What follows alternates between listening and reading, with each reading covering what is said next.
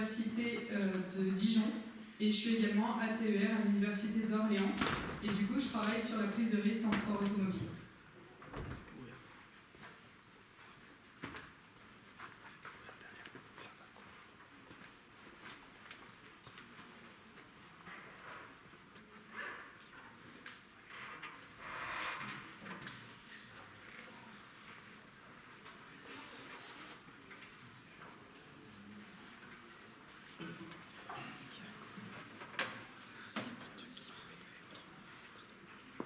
Donc quand on parle de sport automobile, on a surtout ces images en tête.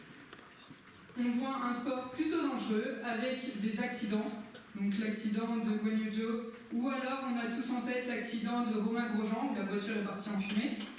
Mais le sport automobile, si on regarde les chiffres, c'est pas un sport où il y a le plus de taux de décès et d'accidents. Les accidents sont beaucoup plus gros et beaucoup plus spectaculaires. Mais si on compare avec les sports de montagne et les sports aquatiques, on est bien en deçà. On est à 9% de décès dans les années 2017-2018. Si on regarde au niveau des blessures, on est à 14 pour 1000 dans les sports mécaniques, contre plus de 75 pour 1000 dans les sports comme le hockey sur glace, la gymnastique ou le football. Du coup, si on a cette vision du sport dangereux et du risque fréquent, il faut relativiser. Le sport automobile, c'est plusieurs disciplines. On voit surtout la Formule 1, mais on a aussi le rallye, les courses de côte, les courses de 2 chevaux cross. On a plein de courses possibles et sont des sports à risque où on va allier la machine et l'être humain. Du coup, il va falloir prendre en compte le risque humain et le risque lié à la machine. La prise de risque, dans un premier temps, c'est un acte qui est volontaire. On va aller chercher à se dépasser, on va chercher à prendre des risques, et du coup, il y a une menace potentielle qui va arriver. Quand on parle de prise de risque, l'élément le plus important qui nous vient en tête, c'est la recherche de sensations. On va chercher à prendre des risques pour obtenir une récompense. Cette récompense, ça va être l'adrénaline. Donc ça, ce sont les travaux de Zuckerman qui montrent que les sports à risque sont des sports qui vont permettre d'avoir des sensations, et que c'est pour ça qu'on va aller chercher à prendre des risques. Si on parle de prise de risque, on est obligé de parler d'homéostasie du risque. L'homéostasie du risque, c'est pour aller prendre un risque, il va falloir qu'on fasse un équilibre, qu'on pèse le pour et le contre. Dans un premier temps, on va peser les bénéfices et on va peser les coûts que le risque, que l'action qu'on va faire va amener. Donc, quels sont mes bénéfices et mes coûts si j'ai un comportement sûr?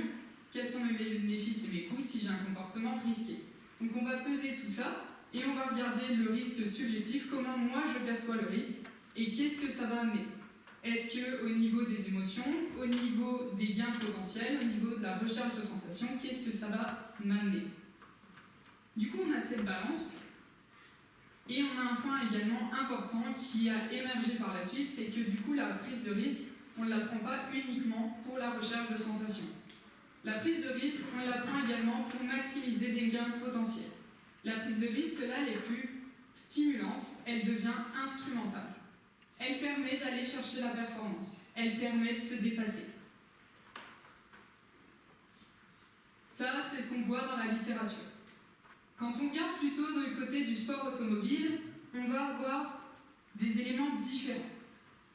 Si on regarde un petit peu les courses, là notamment en Formule 1, si on entend Jacques Villeneuve, ancien pilote et commentateur en Formule 1, on va l'entendre dire « Regardez jusqu'où il va, ce magnifique plongeon, une vraie prise de risque ».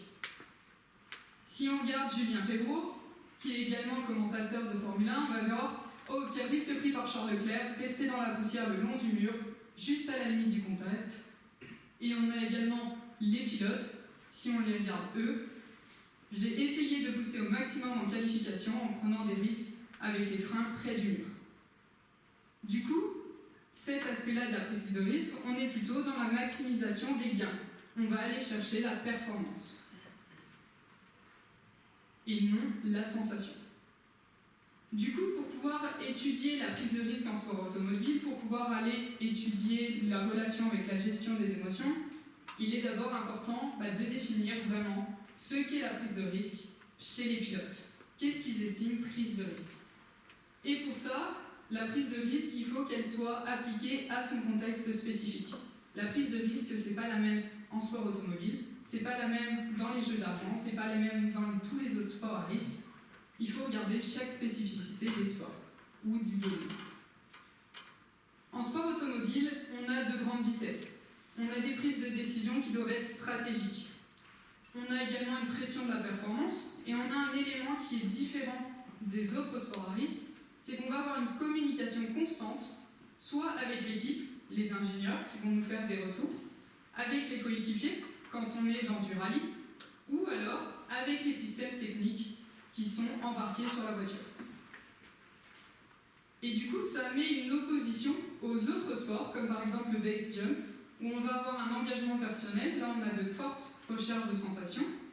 On va avoir également un retour d'information qui va être limité. On n'a personne qui vous dit dans l'oreillette « Ok, à ce moment-là, déploie » ou « Il faut que tu tournes plutôt à gauche ou à droite ». Et du coup, c'est une dépendance au jugement personnel. Du coup, ça nous a amené à nous poser la question qu'est-ce que la prise de risque en sport automobile? Est-ce qu'on est dans la recherche de sensations, la recherche uniquement de performance, ou est-ce qu'on a oublié quelque chose et il va falloir aller chercher là-bas?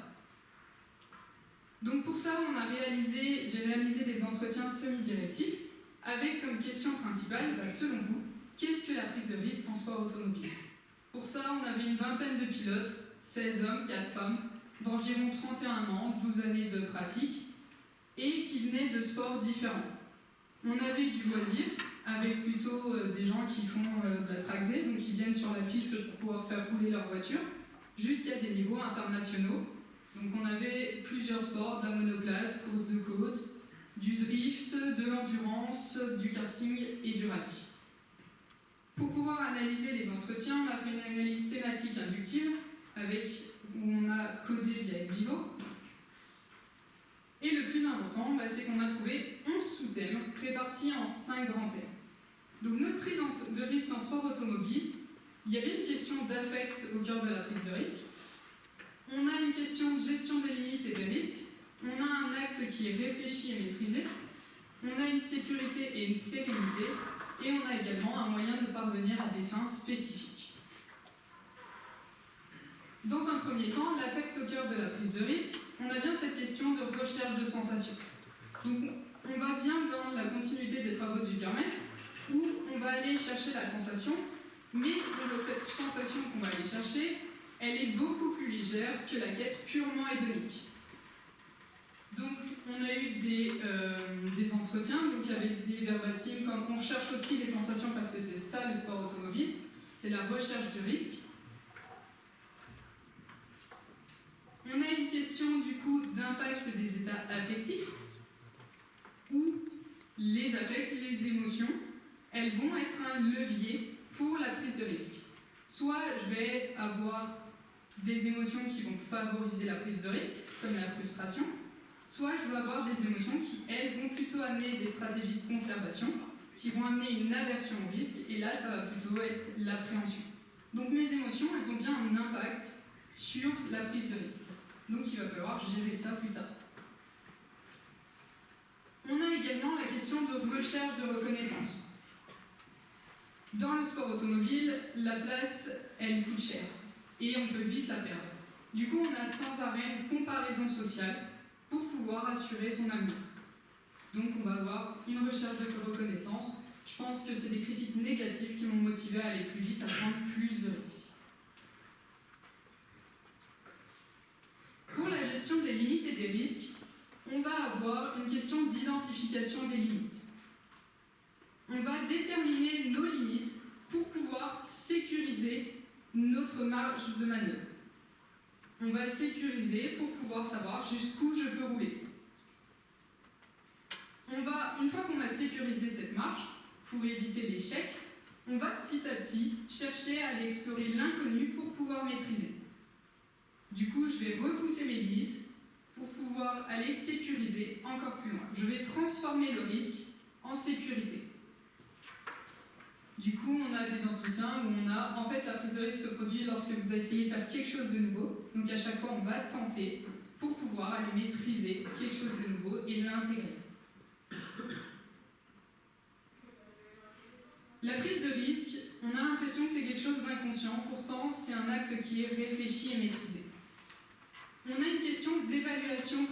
responsable de l'environnement. Notre pilote, il ne fait pas que agir. Il va anticiper, il va décoder l'environnement qu'il a autour de lui. Il va prendre en compte, du coup, la piste, l'état de la piste, la météo. Il va regarder aussi les mouvements que font ses adversaires. Donc, à chaque fois, il va décoder, il va anticiper pour pouvoir agir et réagir. Et il y a un élément qui est très important pour pouvoir réagir, ça va être son intuition et son ressenti. Ça va être des catalyseurs de compétences. C'est ce qui va leur permettre, grâce à l'intuition, de voir s'il y a des changements dans l'état de la piste, l'adhérence des pneus, pour pouvoir améliorer leur comportement, pour pouvoir modifier leur comportement et leur prise de risque.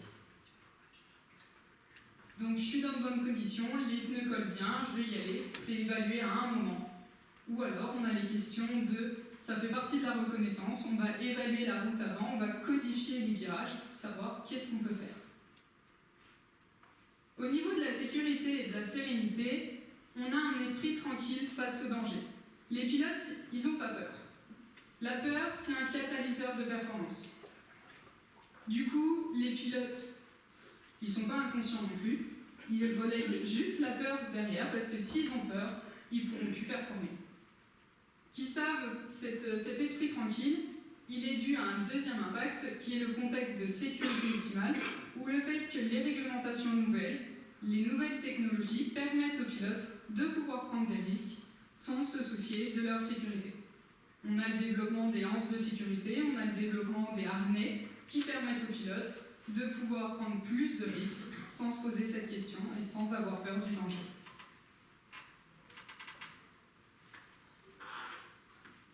Pour finir, la prise de risque en sport automobile, c'est un moyen de parvenir à des fins spécifiques. C'est l'essence du sport automobile, mais la prise de risque, c'est également l'essence de tous les sports. Si vous prenez jamais de risque, vous n'allez jamais performer. Le risque, il est omniprésent dans tous les sports, il est omniprésent en sport automobile. Du coup, il fait partie de la discipline. Et dans le sport automobile, il y a un élément qui est très important, c'est les enjeux financiers, où on va devoir prendre des risques pour pouvoir, moi je l'ai dit tout à l'heure, assurer sa place. Donc il va falloir évaluer les gains à long terme et les risques qu'on va prendre à court terme. Est-ce que je dois jouer sur ma place risque de sauter, je risque de perdre mon baquet? Est-ce que je dois tout assurer sur ce Grand Prix-là? Ou est-ce que je peux aller tranquillement sur cette course et assurer sur les autres courses? Donc il y a sans arrêt cette question d'évaluation, où est-ce que je prends le risque maintenant ou est-ce que je peux le prendre plus tard. Du coup, si on devait définir notre prise de risque en sport automobile, on a bien une question de recherche de sensations, on a bien une question de recherche de performance, de maximisation des gains, mais on va également avoir une question de repousser ses limites, d'identification et de repousse des limites, et de quelque chose qui est réfléchi et contrôlé et maîtrisé. Du coup, c'est un comportement, si on devait donner une définition de la prise de risque en sport automobile, une nouvelle définition avec ces entretiens, c'est que notre prise de risque, c'est un comportement délibéré et rationnel. On va avoir c'est un moyen pour pouvoir rechercher des sensations, pour optimiser les performances, pour développer ses compétences, et ça s'appuie à la fois sur une évaluation stratégique des enjeux et des conditions de sécurité, on repousse les limites personnelles et contextuelles, et on va avoir un risque qui reste contrôlé et intentionnel.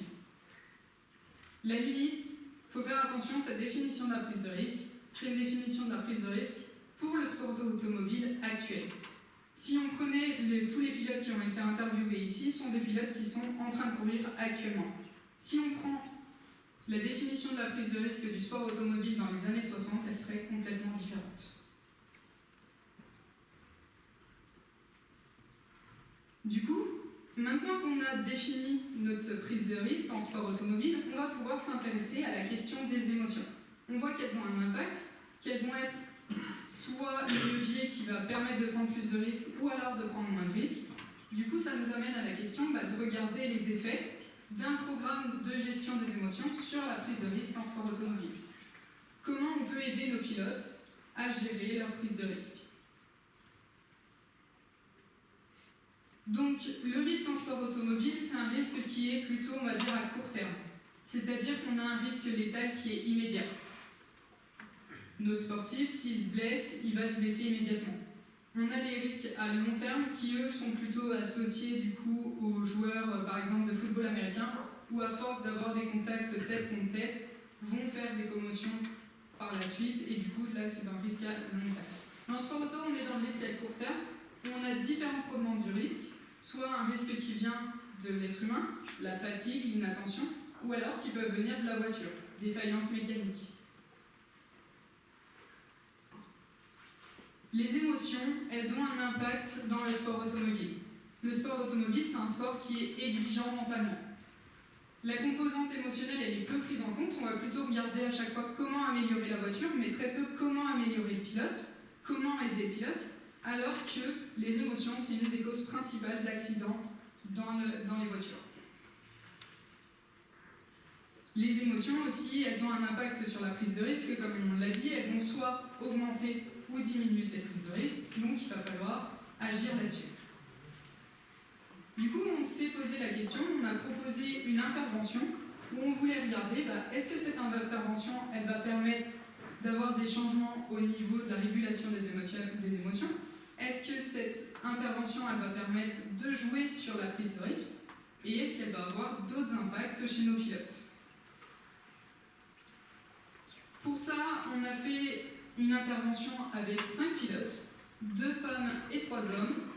Ce sont des pilotes qui ont environ 22 ans, 6 années de pratique et qui sont soit pilotes de karting, soit pilotes de 2 chevaux cross.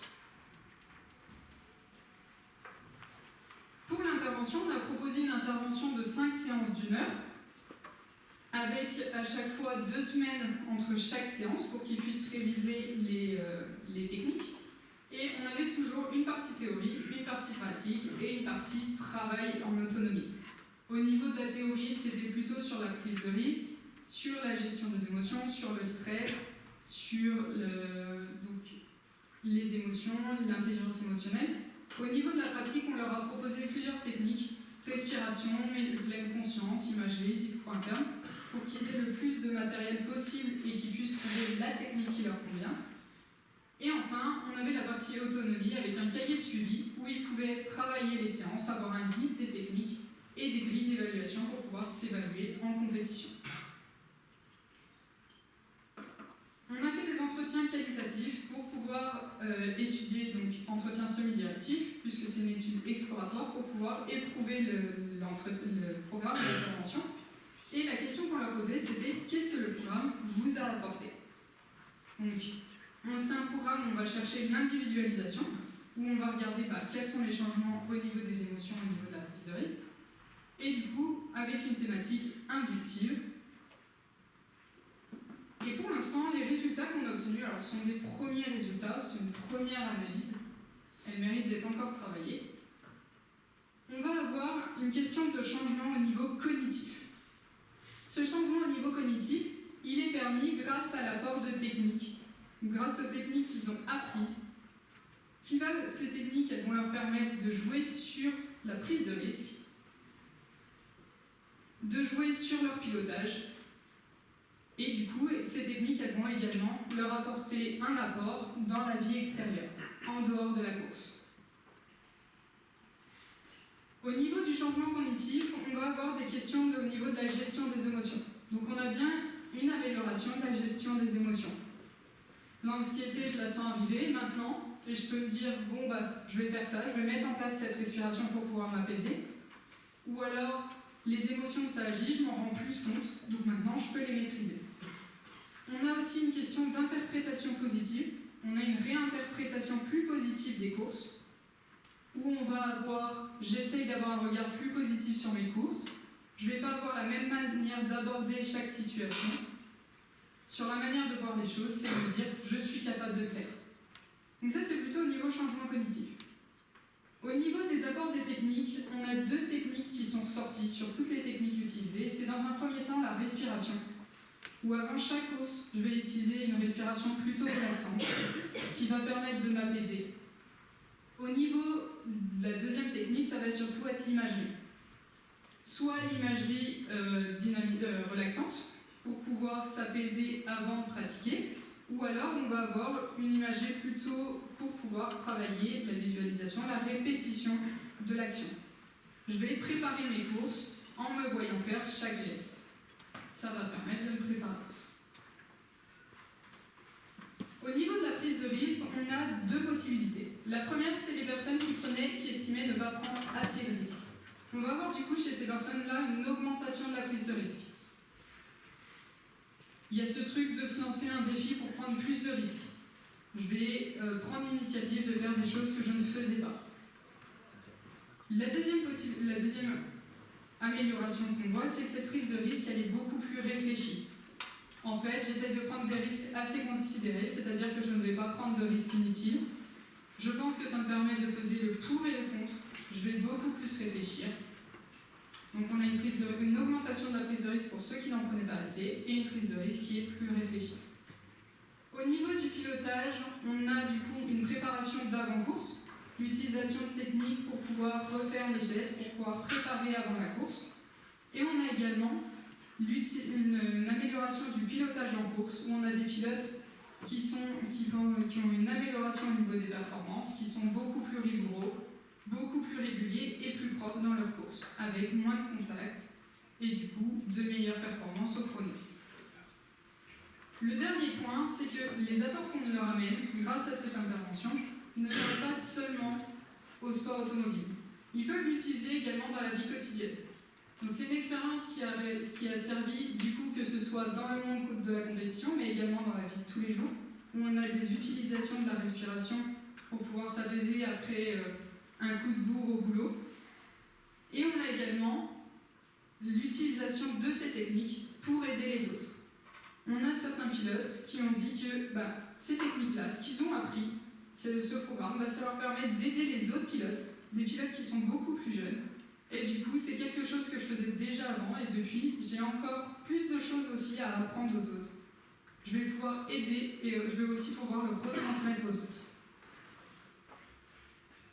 Donc pour l'instant, ce programme, on a encore des entretiens à voir, on a encore des éléments à analyser, et cet entretien, cette première base d'entretien, va nous permettre de pousser plus loin notre intervention pour pouvoir étudier d'autres analyses.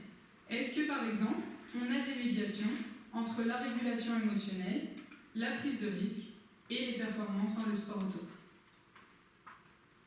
Par la suite aussi, dans le domaine de la prise de risque, on a plein d'autres travaux qu'on peut étudier. Et il y a une des questions qui se pose, c'est votre prise de risque, est-ce que c'est la même en fonction de si vous jouez votre championnat pilote, vous allez courir pour vous, ou est-ce qu'elle va être différente si vous allez chercher la victoire pour le championnat constructeur? Quelle va être ma prise de risque? Est-ce que je vais avoir une prise de risque qui va être différente entre ma course à moi et la course pour l'équipe? Merci à tous. Si vous avez des questions, n'hésitez pas.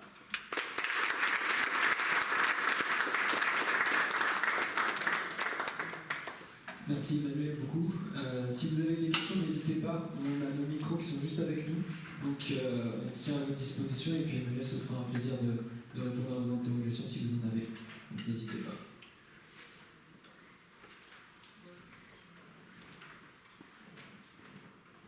Bonjour, merci pour la présentation. Alors je m'excuse parce que je suis arrivée au milieu, mais je vais prendre plutôt la partie intervention. Moi j'avais une première question. À un moment donné, dans la présentation, tu évoques le fait que les émotions sont la cause des accidents. J'aimerais que tu puisses revenir là-dessus sur le lien que tu fais entre émotion et accident. Et puis j'avais une deuxième question aussi parce que finalement la présentation ça n'a pas été très étayé sur le fait de comment ces différentes techniques de préparation mentale ont été combinées. Est-ce qu'elles ont été intégrées dans le cadre de l'entraînement ou il y a eu un apprentissage qui a été décontextualisé? Voilà, juste pour en savoir un peu plus sur le programme en tant que tel. Merci. Du coup, au niveau du lien entre émotion et accident, c'était surtout sur le sport, sur la conduite quotidienne, où on voyait que le fait, par exemple, d'avoir de l'énervement allait impliquer plus d'accidents chez les conducteurs. Du coup, on a cette relation-là. mais la question que je me pose, c'est en fait la problématique, c'est la régulation de cette émotion-là. On est d'accord que c'est pas l'émotion qui cause ça en tant que telle. Non, c'est comment ils vont gérer cette émotion par la suite, et du coup on va apporter leur permettre d'avoir des techniques pour réguler ces émotions et justement éviter d'arriver à ce point-là. Ok. Non, c'était pour éviter le raccourci, enfin aussi pour être sûr de bien comprendre. Et du coup au niveau d'intervention, c'était des séances d'1 heure où on avait on amenait de la partie pratique, on sait de la partie théorie, on amenait une pratique où on l'a fait ensemble. Alors à chaque fois les séances étaient par visio parce que le sport automobile c'est pas comme les autres sports où on peut aller à la fin de l'entraînement, c'est beaucoup plus difficile d'accès. Et du coup c'était par visio, donc on sait la technique, donc par exemple on sait de la respiration. Et après, ils avaient 2 semaines où ils devaient mettre en place ces respirations au quotidien et les tester du coup en course pour pouvoir avoir un retour et débriefer là-dessus. Ouais. Est-ce qu'il y a d'autres questions?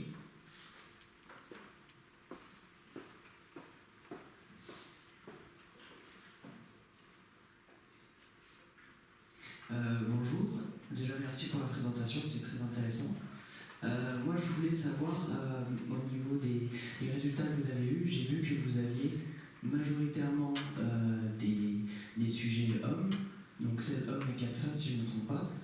Est-ce que, par votre expérience, moi je ne connais pas trop le sport automobile, est-ce qu'il y aurait eu peut-être des résultats légèrement différents si il y avait plutôt égalité entre le sexe des sujets ou peut-être un public plus féminin? Est-ce que vous avez une idée par rapport à ça? Dans les entretiens qu'on a fait, c'était les mêmes discours que ce soit homme ou femme. On n'avait pas vraiment de différence entre les deux. Ok, merci beaucoup.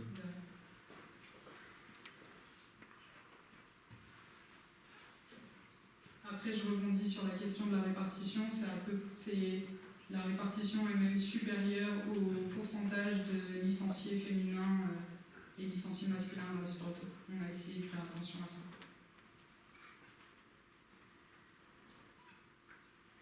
Question pour Lila.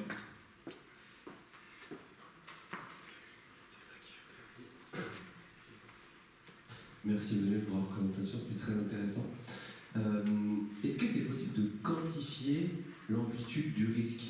J'imagine que c'est un écart entre les ressources de la personne et ce qu'elle tente de faire. Et du coup, est-ce que c'est possible de quantifier? Si oui, est-ce que vous l'avez fait? Et 2, est-ce que, par exemple, la réalité virtuelle, ça pourrait être un outil pour tester ça expérimentalement, voire derrière entraîner? Alors, du coup, non, on ne l'a pas testé, on ne l'a pas fait parce que du coup, il aurait fallu avoir accès à des données. Au départ, ce qu'on voulait faire, c'est, dans le meilleur des mondes, on voulait mettre l'intervention en place auprès de teams et du coup d'avoir accès par exemple à des simulateurs pour pouvoir voir justement les retours, les données. Mais sauf que les interventions, c'est pas trop possible. Donc non, on n'a pas eu de retour de données, mais ça serait intéressant de regarder justement là-dessus, de pouvoir avoir des retours par exemple d'ingénieurs qui nous permettent de savoir là, c'est la façon dont il prend la courbe habituellement et là justement il l'a dépassé ou non. Merci.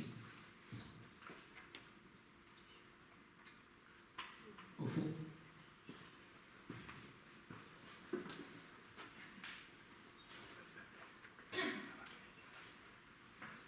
Merci beaucoup pour cette présentation, c'était super intéressant. Tu as évoqué pas mal de catégories, je me demandais si tu avais trouvé des différences entre ces catégories, notamment le rallye où c'est potentiellement beaucoup plus instable que la piste. Voilà. Je réfléchis, je me rappelle les entretiens, et non, là peut-être la différence qu'on a eue, c'est après dans les façons dont ils perçoivent les risques, mais on n'a pas eu de grosses différences entre... parce qu'après chaque sport a sa propre spécificité, chaque discipline a sa propre spécificité, et on a eu à peu près les mêmes résultats à chaque fois où on avait par exemple cette question de maîtrise, cette question d'émotion ou autre, et on n'avait pas de grosses différences, dans leur discours on n'a pas eu de grosses différences entre les disciplines. Il y a peut-être il y avait la question de la course de côte, où on avait présenté, on a dit va voir la course